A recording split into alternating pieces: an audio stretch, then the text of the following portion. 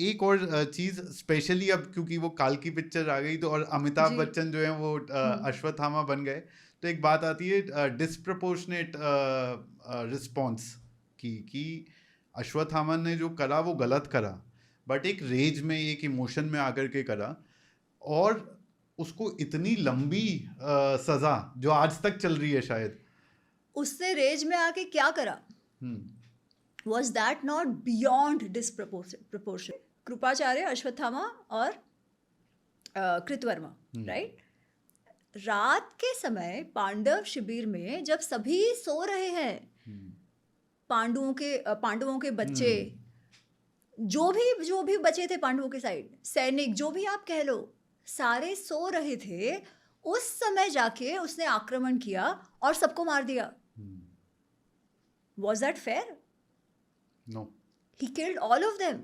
उसके बाद he shot the Brahmastra which he didn't know how to control. Yes.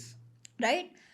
Arjun ने भी चलाया कि to take care of it, but उसको जब बोला गया वापस ले लो, उसने वापस ले लिया. इसको आता नहीं था. So again very very irresponsible using a weapon which could have destroyed humanity. Right? तो जिसे उतनी भी समझ नहीं है, who's so reckless, who's just done something absolutely gory, उसके बाद भी वो उनके वंश को खत्म करने की बात कर रहा है, जिसे कोई पछतावा नहीं है, और भी कुछ घुमा नहीं है, सकता था उसको, कोई पछतावा नहीं है, कुछ नहीं है, तो उसे क्या, तुम क्या कहोगे? What is enough punishment, right? Yes. Also, हम आज तक चलने की जो बात कह रहे हैं, वो तो हम कह रहे हैं, वो तो कृष्ण विष्णु ने नहीं कही.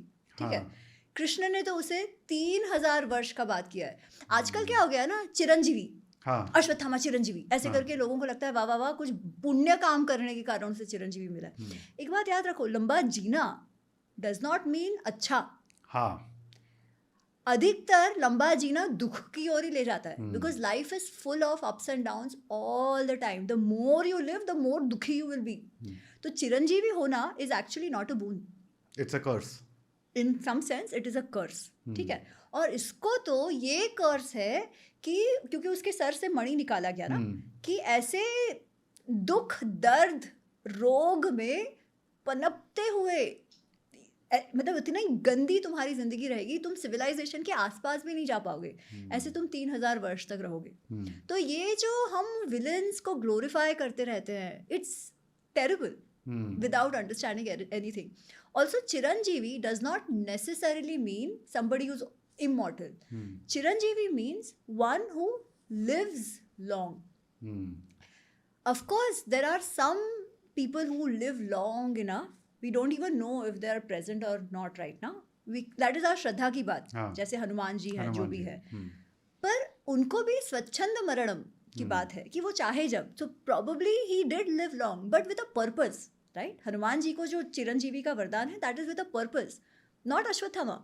So it is very important to have a clear understanding of that. पहली बात. दूसरी बात, as far as the movie Kalki goes, to all your viewers, it's a fiction. Yes.